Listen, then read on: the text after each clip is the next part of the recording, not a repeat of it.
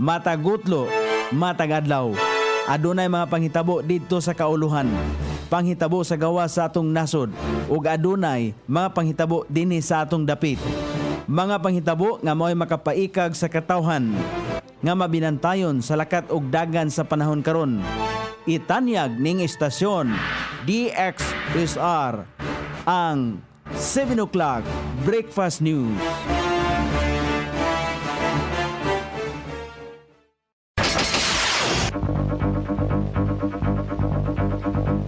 Higala, kumusta? Maayong buntag Iligan, maayong buntag Mindanao, maayong buntag Pilipinas.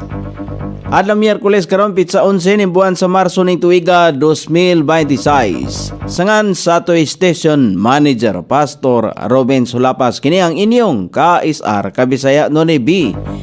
Ang matod sa hanay sa balita sa alas 7. Ug karon sa uluhang tudling sa ato mga balita, resolusyon nga naghangyo sa DPWH nga unahon pagtukod ang tulay sa Malindawag sa Barangay Abono, aprobado sa konseho.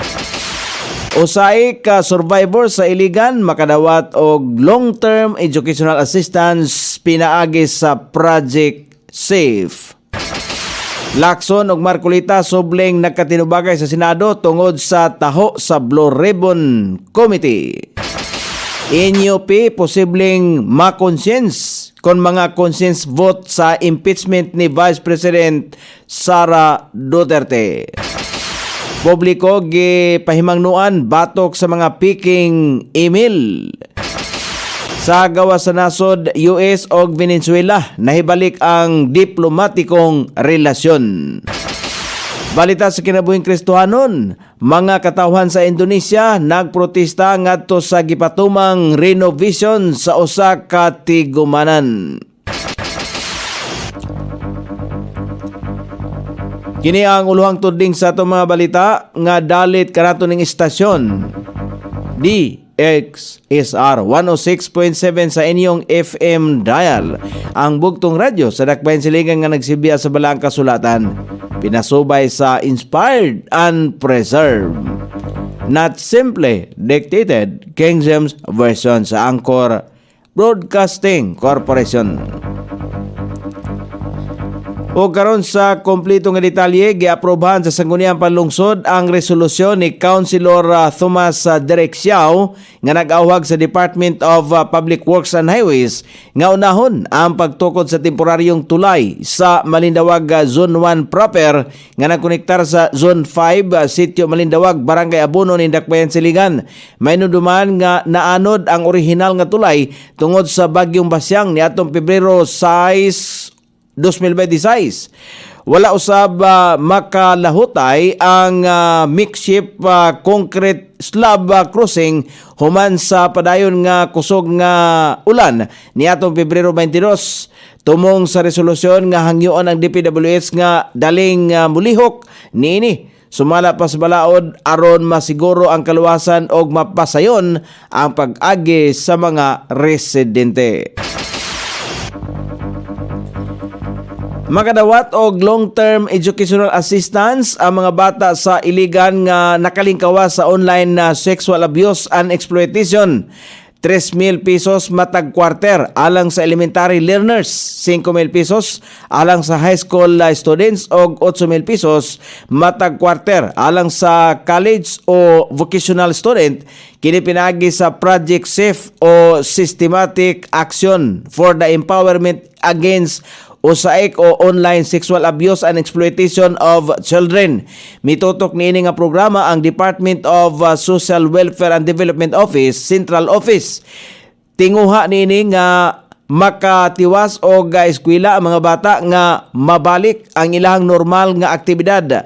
Ning baguhay lamang ni bisita kang Mayor Frederick Xiao ang DSWD parte sa ilang katuyuan sa pag-anhi ang validation sa local efforts, technical supports ug alignment niini sa nasudnong palisiya og mga paningkamot. Sumala pa ni Mayor Frederick Xiao kung kaniadto usa ang Iligan sa mga syudad nga may pinakadaghan nga kaso sa online sexual abuse and exploitation of children, usaik karon nahimo na kining success sa story sa pagsumpo sa usaik og ehemplo sa ubang lugar. O karon sa balita sa kauluhan, subling nahitabo ang init nga tinubagay sa plenaryo sa Senado. Sila si Senador Panfilo Lacson o Senador Rodante Martolita. Human gisaway ni Marcolita ang kawalay opisyal nga committee report hangtod sa pagkakaron subay sa serye sa pagdungog sa Senate Blue Ribbon Committee may tungod sa mga maanomalya sa mga flood control project sa nasod. Sumala pa kang Lacson hatagan na og inisyal nga report ang kada senador kung asa kada usa adunay kaugalingong kopya nga adunay watermark sa ilang opisina. Gihimo sumala pa kini sa iyang buhatan aron malikayan ang nahitabong pag-leaks sa initial report sa committee niadtong niaging panahon.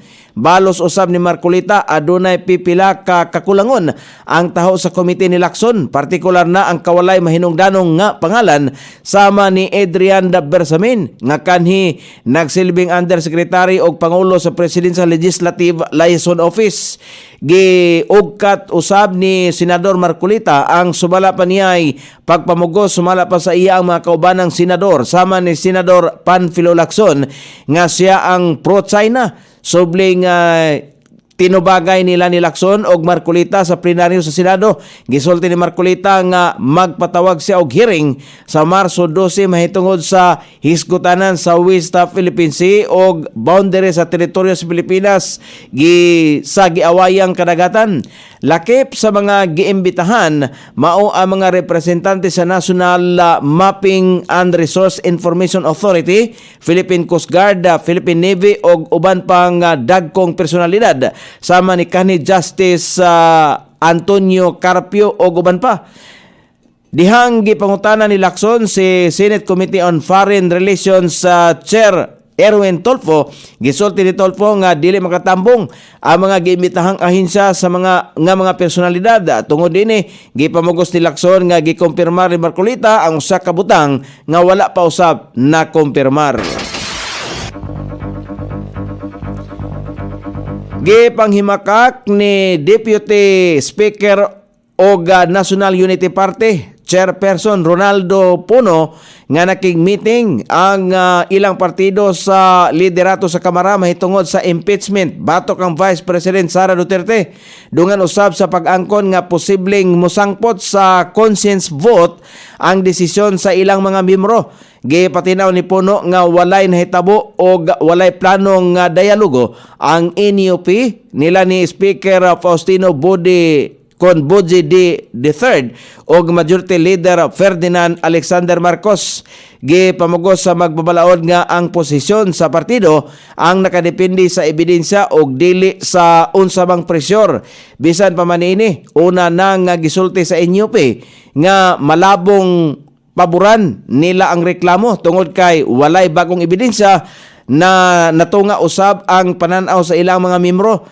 Sa pikas bahin gikontra kini ni Senador Deputy Majority Leader Lawrence Defensor nga nagtuong adunay paigo nga basihanan sa betrayal of public trust kalabot sa gihimong live stream sa Vice Presidente. Sa kasamtangan, duha na lamang sa upat ka impeachment complaint ang nagpabiling buhi sa Kamara.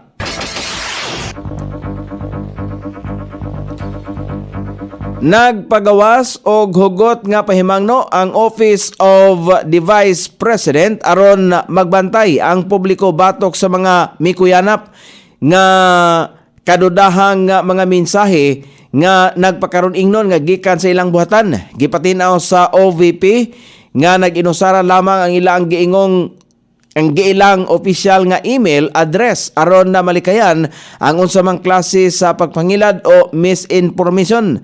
Sumala pa sa ahensya ang mga lehitimong mensahe ang magagikan lamang sa bp@ovp.gov.ph. aron masiguro ang kaluwasan nga sa katawhang Pilipinon batok sa mga posibleng pagpangilad. Gipasidan-an sa ahinsa ang publiko nga dili panumbalingon ang mga transaksyon gikan sa ubang account. Giawagan usab sa buhatan ang mga nakadawat o mga kadudahang mensahe nga gilayon kining ihatag ang kasayuran sa tukmang ahinsa. Sa kasamtangan, wala na naghatag og dugang detalye o impormasyon ang OVP kung adunay mga partikular nga insidente o sindikato o individual nga nabiktima sa naasoyng peaking komunikasyon. O karon sa balita sa gawa sa nasod, na hibalik na ang diplomatikong relasyon sa nasod sa Amerika o Venezuela. Human nga giduso ni US President Donald Trump ang access sa mineral wealth sa nasod kon kabaylo sa economic transition o protection. Tabangan sa Amerika ang nasod sa Venezuela nga makakuha og luwas og limpyo nga demokratikong eleksyon, investment o economic opportunities. Andam usab ang nasod sa Venezuela nga makigtamayayong sa Amerika aron itukod o balik ang stability sa gobyerno o sa tibok nasod. Gikataho nga target karong tuiga sa Venezuela ang pag-angkat og oil ngadto sa Amerika.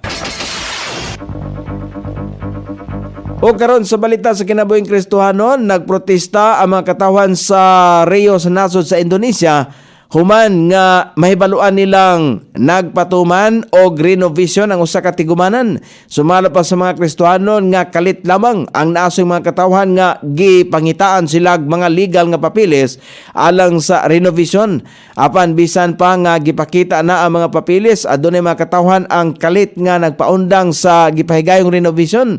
Dugang pa sa mga Kristohanon nga ang renovation nga gipatuman gikinahanglan gayod nga paghimuon tungod kay 2010 pa kini na sinati og renovation. Diin adunay mga daot nga kinahanglan nga sulbaron. O karon sa kahimtang sa pagbadambana sa dagan sa panahon, ang northeast monsoon paday makaapektar sa Luzon sa og Kabisayan, samtang ang extension sa low pressure area makaapektar dinhi sa Mindanao.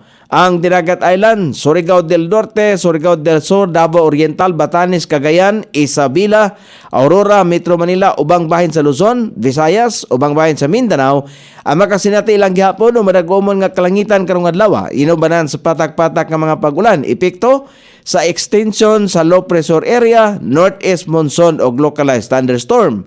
Sukod sa temperatura dinhi sa dakbayan siligan, ang kabugnaon na nasa 21 ug ang kainiton mosangko sa 31 degrees sentigrado.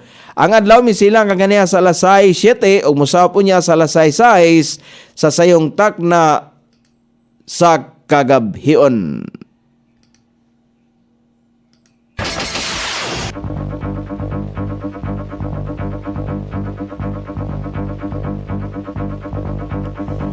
Inyong nabate ang kinatibuk ang hanay sa balita sa alas 7 nga dalit kanato ning istasyon DXSR 106.7 sa inyong FM dial. Ang bugtong radyo sa dakbayan siligan nga nagsibya sa balang kasulatan, pinasubay sa inspired and preserved, not simply dictated King James Version sa Anchor Broadcasting Corporation. Sangan sa tiksuat sa atong balitang internasyonal o sa kinabuhing Kristohanon, Pete Jan. Sa balitang lokal, Coney Island. Sa ato station manager, Pastor Ruben Sulapas. Kini ang inyong KSR Kabisaya Nonibi. Magpasalamat og mingon. Mayong buntag, Iligan.